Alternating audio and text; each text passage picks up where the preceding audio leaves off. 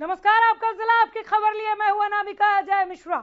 निकाय चुनाव को लेकर बीजेपी चुनाव समिति की बैठक हुई।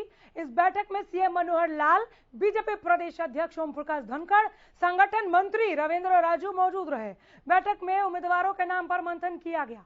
बैठक में उम्मीदवारों को लेकर सलाह मशवरा किया गया। इसके बाद बीजेपी ने कल उम्मीदवारों की लिस्ट जारी करने का फैसला लिया।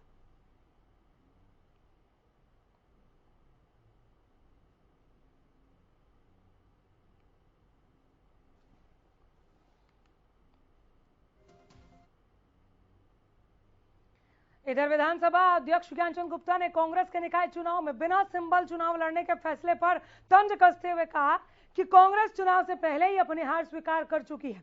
राज्यसभा चुनाव में बीजेपी उम्मीदवार कुशल पवार की जीत का दावा किया। पार्टी चुनाव से भाग गई है, मैदान से भाग गई है।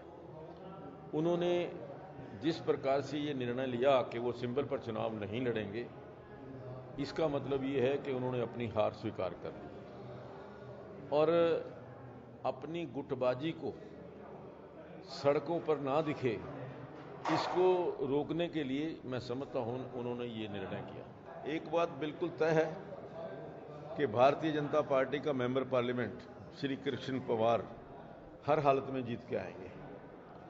विषय जहां तक कांग्रेस का या जो दूसरे आजाद उम्मीदवार हैं कार्तिकेय शर्मा जी का, इसके अंदर रस्साकसी चल रही है। हमारी पार्टी ने अभी तक कोई फैसला नहीं लिया। फैसला लेगी कि किस पार्टी के कौन से उम्मीदवार को सपोर्ट किया जाए।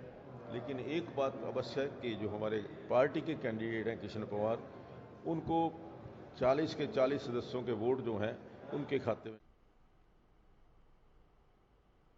हरियाणा में 19 जून को नगर निकाय के चुनाव होने हैं, लेकिन अगर झज्जर की बात करें तो किसी भी पार्टी ने अभी तक अपने किसी नेता को सिंबल नहीं दिया और नेता लगातार दिल्ली और चंडीगढ़ के दरबार में चक्कर काट रहे हैं।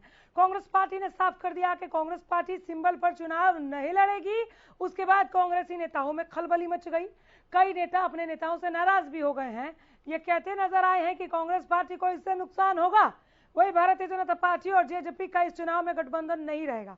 जेजेपी भी नेताओं की तलाश कर रही है जिन्हें चुनाव लड़ाया जाए। भारतीय जनता पार्टी भी बड़े ही सोच समझकर अपने प्रत्याशी का चयन करेगी। इनेलो पार्टी भी कह चुकी है कि पार्टी सिंबल पर ही चुनाव लड़ेगी। साथ ही आम आदमी पार्टी भी लगातार मीटिंग कर रही है, लेकिन कोई भी पार्टी पहल नहीं करना चाहती। सभी पार्टियां पहले आप की नीति को अपनाए हुए है, इसलिए अभी कोई भी पार्टी अपने पत्ते नहीं खोलना चाहती।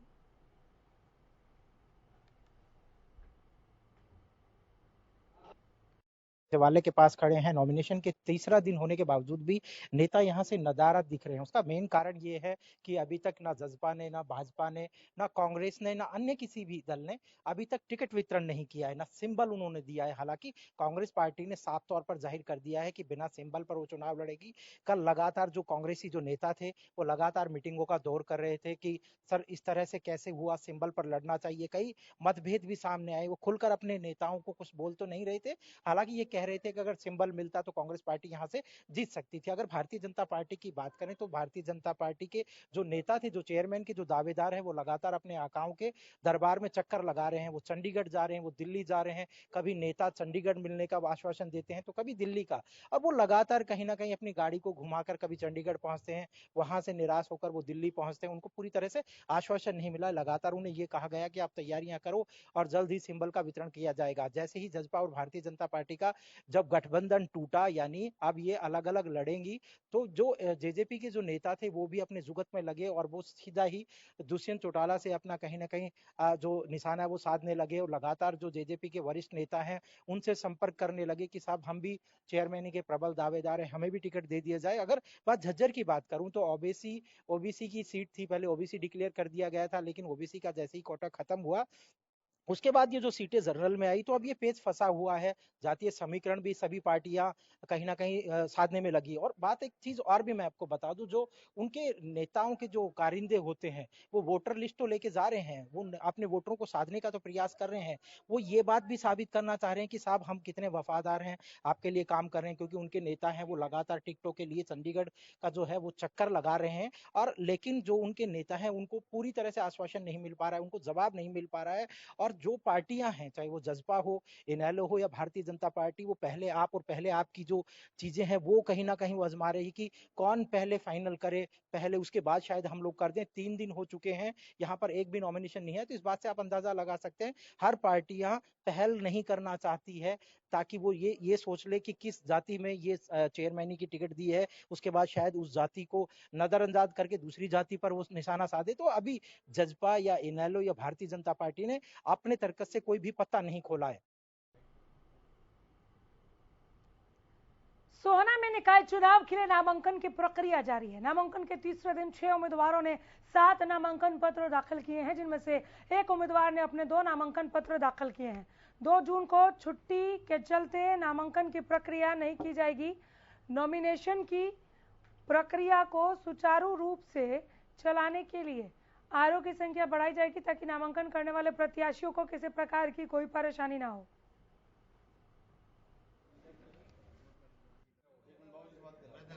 उनका तीसरा दिन था, तो टोटल 7 नॉमिनेशंस आए हैं। और कल क्योंकि गजेटेड हॉलीडे है, कल नामांकन नहीं लिए जाएंगे। अब शुक्रवार और शनिवार को नामांकन दाखिल करने के 2 दिन बचे। नहीं, आज के जो जितने भी हमारे जो नामांकन दाखिल हुए हैं वो वार्ड वाइज पार्षद के लिए हैं, चेयरमैन का कोई नामांकन दाखिल।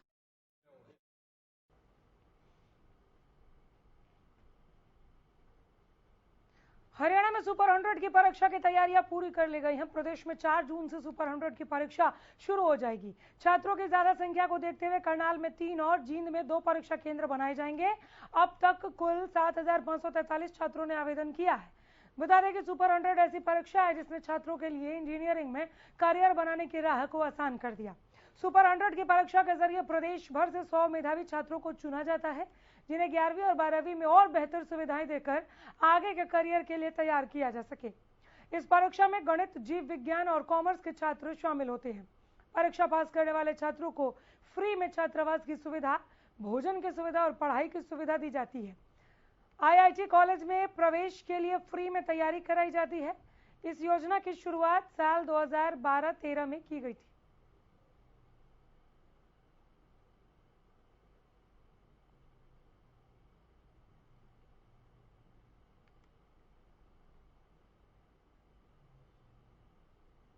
आंगनवाड़ी बच्चों और महिलाओं के विकास की इकाई रही है, लेकिन ग्रामीण क्षेत्र पर खोली गई आंगनवाड़ी केंद्रों में सुविधाओं का टोटा साफ देखने को मिल रहा है।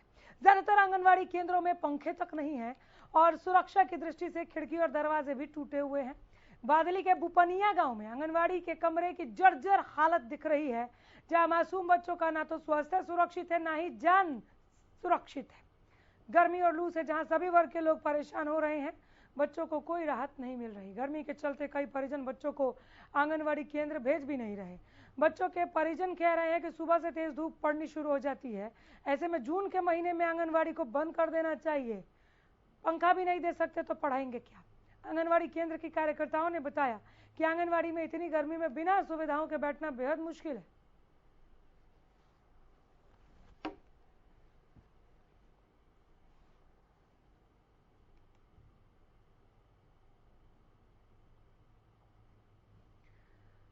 सोनीपत के गांव भदाना में बुजुर्ग और दिव्यांगों के लिए चलाई गई सरकारी योजना के तहत मिलने वाली पेंशन पर डाका डाला जा रहा है।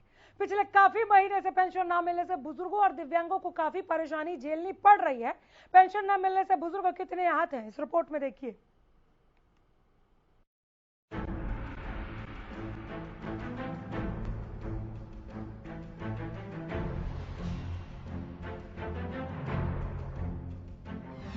लालच से भर रहा है पाप का घड़ा। नियमों से बेईमान कर्मचारी क्यों नहीं डरा? पेंशन के लिए पनौती क्यों बने कर्मचारी? सरकार दिव्यांगों और बुजुर्गों के लिए पेंशन योजना के तहत सहायता पहुंचाने का प्रयास कर रही है, लेकिन कुछ स्वार्थी और लालची लोग बुजुर्गों और दिव्यांगों की पेंशन। जी हाँ, सोनीपत के गांव भदाना में ऐसा ही मामला सामने आया है, जहां गांव में बुढ़ापा, विधवा और दिव्यांग समेत लगभग 700 लोग पेंशन पर आश्रित हैं और इनके परिवार में हालात इतने खराब हैं कि जिसे सुनकर हर किसी की आंखें नम हो जाएंगी। पिछले कई महीनों से पेंशन का पैसा न मिलने के चलते रोटी के भी लाले पड़ गए हैं। परेशानी हो रही है जी। मेरी 4 महीने की पेंशन हो रही है, 1 महीने की दी है मेरी जी। इस नर्सरी से डाकर काफी पकड़ा दी, 4-5 महीने में काफी दी। कुत्ते ने भी पढ़ ली थी, बंदर नहीं पढ़ ली, कुछ काफी नहीं दी है, पेंशन नहीं दी मेरी। 4 महीना में 1 पेंशन दी है मेरी। एंट्री कर रखी है उसने?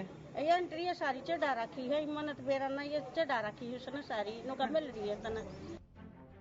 पेंशन वितरण करने वाले कर्मचारियों का लालच बुजुर्गों की मजबूरियों से बड़ा हो चला है। कर्मचारियों की कारस्तानी सुनकर जहन आक्रोश से भर जाता है, लेकिन इनके बहानेबाजी के आगे पेंशन धारक बेबस है। दरअसल लालची कर्मचारी बुजुर्गों की पेंशन कॉपी अपने पास ही रख लेते हैं और उन्हें मिलने वाली हर महीने की पेंशन पर खुद ही एंट्री कर पैसे निकाल लेते हैं। वहीं बुजुर्गों के बार बार कहने पर उन्हें 1 या 2 माह की पेंशन देकर टाल दिया जाता है। पेंशन के लिए इकट्ठे हुए हैं जी। मेरे 3 भतीजे, 1 भतीजी है, मुदबुद्धी है वे। उनकी पेंशन कई महीने से उनकी पेंशन ब्लैक, ये बहू बैठी है मेरी भतीजे की, ये बहू है या अपाहिज है। ये तो कि कैसे इतनी दूर से कैसे आए, कैसे नहीं आए, ये नहीं भी नहीं कि पहले घर पहुंचा दीजिए और घर रोज आता पहुंचा देता है, ये पन्ना वाइज दे देता है। भाई तो ऐसे भी है जो कि एक दिन भी घर नहीं आते, यहाँ पेंशन लेने के लिए उनके घर पहुंच जाती है पेंशन। जैसे फार्म भरे हैं जी, और वे गुजर जा है और जो बना गुठा भी लगा जा जी, सारी कार्रवाई पूरी कर जा है, उसके बाद भी ये मना करते हैं। और जब हमको पता चलता है तो ये खुद निकलवा लेता है। ये हमने अथॉरिटी ले ली थी, फिर नहीं वो बुजुर्गों को देता, अपने पास रख लेता है। कितने ऐसे बुजुर्ग रहे होंगे? कई बुजुर्ग हैं जी, एक धर्म सिंह जी, एक दया जी और जी एक रामफल और उन पहले हाँ महेंद्र जी, उन्हें 2 महीने का फार्म पर रखा था और पहले भी उनकी बकाया थी और उसने दी नहीं। बेचारे वे चक्कर लगाते रहे, पैसे भी जमा करवा रहे थे, उनका ब्याज भी खा गया और वे मूल भी नहीं दिया। उनको बकाता रहा, कल दूंगा परसों दूंगा जी, दिए नहीं। कर्मचारियों की कारगुजारी के चलते उम्र के आखिरी पड़ाव में भी बुजुर्गों को दफ्तरों के चक्कर काटने पड़ रहे हैं, वो भी अपने जायज हक के लिए। सरकारी योजनाओं में घोटाले करने वाले कर्मचारियों का किस्सा कोई नया नहीं है, न ही प्रशासन की तरफ से ऐसे कर्मचारियों पर कार्रवाई में होने वाली देरी का सिलसिला नया है। ऐसे में साफ है कि कर्मचारियों पर कार्रवाई और बुजुर्गों को राहत करने के लिए इंतजार और कितना लंबा होगा। सोनीपत से हरियाणा न्यूज के लिए राम सिंह मार की रिपोर्ट। फतेहाबाद विजिलेंस ने मार्केट कमेटी में मंडी सुपरवाइजर मदन लाल को 30,000 रुपए की रिश्वत लेते रंगे हाथों गिरफ्तार किया। पुलिस ने आरोपी के पास से पैसे भी बरामद कर लिए हैं। बताया जाता है कि मंडी सुपरवाइजर ने सीड्स लाइसेंस कैंसिल करने के नाम पर भिडाना गांव के रहने वाले सुरेंद्र प्रकाश से 2 लाख रुपए की डिमांड की थी, लेकिन सुरेंद्र ने कहा कि उनके पास इतने रुपए नहीं है। बाद में यह मामला 40,000 रुपए में तय हो गया। सुरेंद्र ने इस मामले की शिकायत विजिलेंस को दे दी। टीम ने सुरेंद्र को 30,000 रुपए पाउडर लगाकर दे दिए। जैसे ही मदन लाल ने रुपए लिए तो उसके हाथ लाल हो गए और विजिलेंस टीम ने उसे रंगे हाथों दबोच लिया।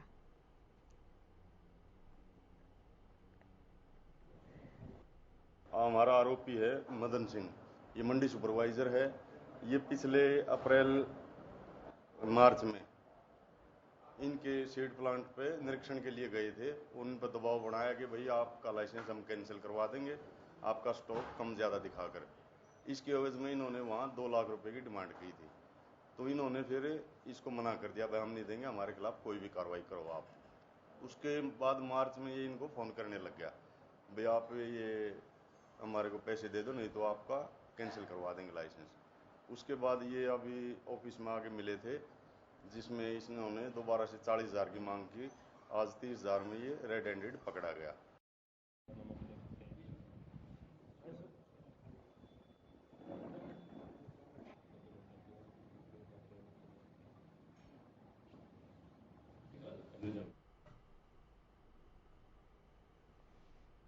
पृथला में गदपुरी टोल को लेकर गांव वालों का धरना 11वें दिन भी लगातार जारी है। गांव वालों का कहना है कि जब तक ग्राम पंचायत की जमीन खाली नहीं होती तब तक धरना जारी रहेगा। दरअसल ग्रामीणों का दावा है कि गदपुरी टोल को पंचायत की जमीन पर बनाया गया, जो कि पूरी तरह से अवैध है। उनकी मांग है कि इस टोल को हटाया जाए, नहीं तो उनका धरना अनिश्चितकालीन तक चलता रहेगा।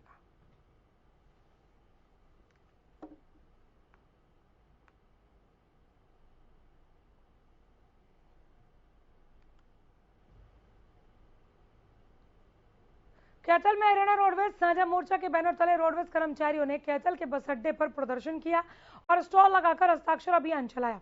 इस दौरान कर्मचारियों ने कहा कि रोडवेज के बेड़े में अब कुल 2500 बसें रह गई हैं, जो कि बढ़ती आबादी के हिसाब से बहुत कम है। इस इलाके में सवारी बहुत है, इसलिए 10,000 से लेकर 14,000 तक नई बसें दी जाए।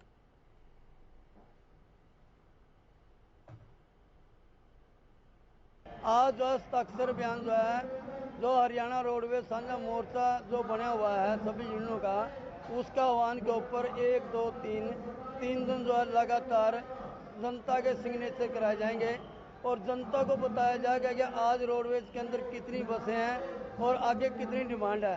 हमने आज जो है जनता की डिमांड को देखते हुए 14,000 बसों की मांग करी है, क्योंकि सरकार के आंकड़े हैं। सरकार के आंकड़े ये कहते हैं कि 60,000 एक बस चाहिए। उस आंकड़े के अनुसार जनसंख्या बहुत ज़्यादा हरियाणा की, इसलिए हमने 14,000 बसों की मांग करी है ताकि जनता को बेहतर सुरक्षित और परिवहन सेवा मिल सके। पृथला के गांव जलाहका में गंदा पानी लोगों की जी का जंजाल बना हुआ है। गंदे पानी के चलते बच्चे बीमार हो रहे हैं, जिस कारण बच्चों की पढ़ाई भी बाधित हो रही है। वहीं गांव के महिलाओं में गंदे पानी को लेकर भारी रोष है। बता दें कि गांव में गंदे पानी की निकासी नहीं होने के चलते गांव के बीच में बना जोहड़ ओवरफ्लो हो जाता है, जिसके कारण पूरे गांव में गंदा पानी भरा रहता है। गंदे पानी की समस्या को लेकर कई बार गांव वालों ने प्रशासन से शिकायत की, लेकिन अभी तक इस समस्या का समाधान नहीं हुआ। ऐसे में ग्रामीणों ने सरकार से गुहार लगाई है कि जल्द से जल्द गंदे पानी की समस्या से छुटकारा दिलाइए। हमारी भैंस रहती है, हम जी काम की फिरकी लगा के जाते हैं तो भी पानी में भरते हैं। हमारे छोटे छोटे बच्चे हैं स्कूल में, हम तो गोदी में उनमें ले जाकर जब बस में बैठाते हैं, रोज के उनके कपड़े खराब हो जाते हैं। हमारी अम्मा जो ये कह रही है सच कह रही है, झूठ ना जी इतनी सी भी।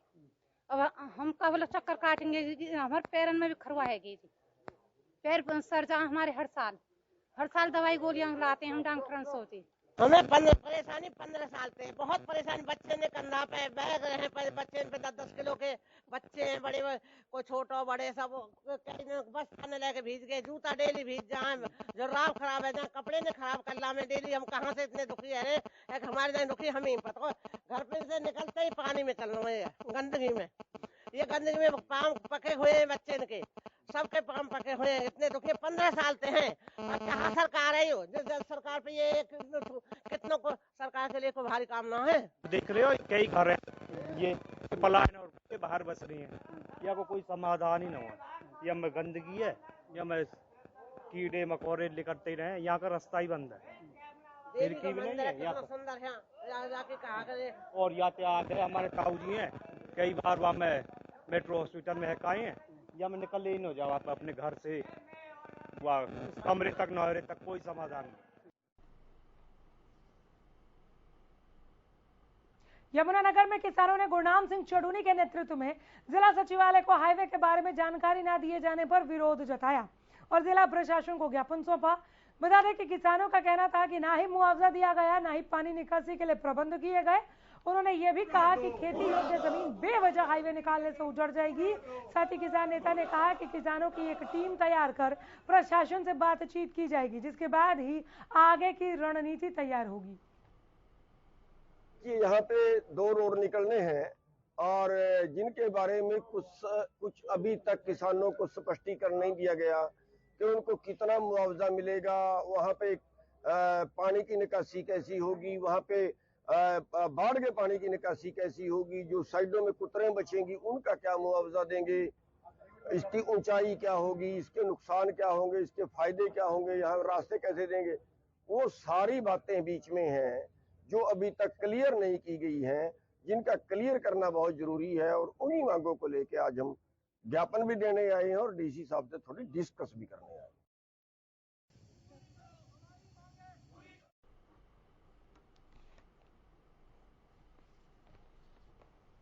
सोनीपत के गांव जहारी में पिछले लंबे समय से शमशान घाट में गंदा पानी भरा होने के चलते लोग दाह संस्कार गेट पर करने को मजबूर हो रहे हैं।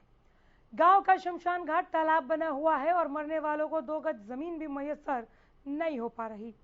प्रशासन को बार बार लिखित रूप में गंदे पानी की निकासी के लिए पत्र लिखा जा चुका है, लेकिन प्रशासन बेखबर है और लोगों की समस्या का समाधान करने में असफल साबित हो रही है।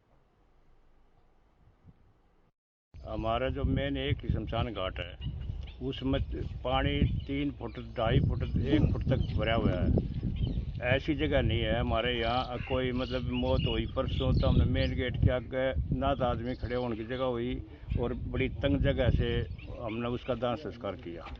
और पिछले जब भी हम देख रहे हैं 36 बिरादरी का ये हमारा शमशान घाट है और उसमें हमें बहुत दिक्कत आ रही है। प्रशासन से रिक्वेस्ट की थी हमने, उसके बाद प्रशासन तो ये कहा था भाई किसी हायर अथॉरिटी का विजिट कराओ आप और ये हालात देखो कितने बुरे हालात हो रहे हैं, हमने इस समस्या निदान चाहिए। हमारा गांव सोनीपत से 3 से 4 किलोमीटर की दूरी पर है और यहाँ पर शमशान घाट में ड्रेन नंबर 6 का पानी घुस गया है। जब अभी तक कोई बारिश भी नहीं हुई, उसके बावजूद ये हाल है। और जो अपनी ड्रेन नंबर 6 है वो आगे से कार्य शहर में चला हुआ हो, उसके कारण ये ज़्यादातर घटना घटी है। और हमारे गांव में कहीं भी अंतिम संस्कार के लिए जगह नहीं बची, जो कि बहुत ही गलत है। प्रशासन को भी हम लिखित उसमें शिकायत दे चुके हैं, लेकिन अभी तक कोई सुनवाई नहीं हो चुकी। सिरसा की जेजे कॉलोनी में एक विवाहिता की हत्या का मामला सामने आया। महिला की लाश के एक खाली प्लॉट में मिली। मौके पर पहुंचकर पुलिस ने बॉडी को अपने कब्जे में लिया। पोस्टमार्टम के लिए नागरिक अस्पताल भेजा गया। मृतका के पति जॉनी की शिकायत पर पुलिस ने आरोपी पंकज के खिलाफ हत्या का मामला दर्ज कर जांच शुरू कर दी। पुलिस ने आरोपी पंकज को गिरफ्तार भी कर लिया है, जिसे आज कोर्ट में पेश कर रिमांड पर लिया जाएगा। हत्या का कारण फिलहाल प्रेम प्रसंग बताया जा रहा है।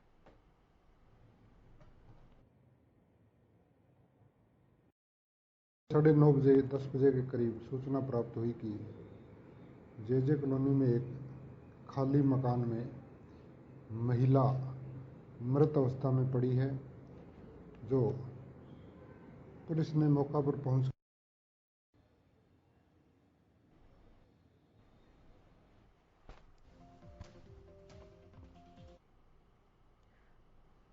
आपका जिला आपकी खबर में यही रुकेंगे। नमस्कार।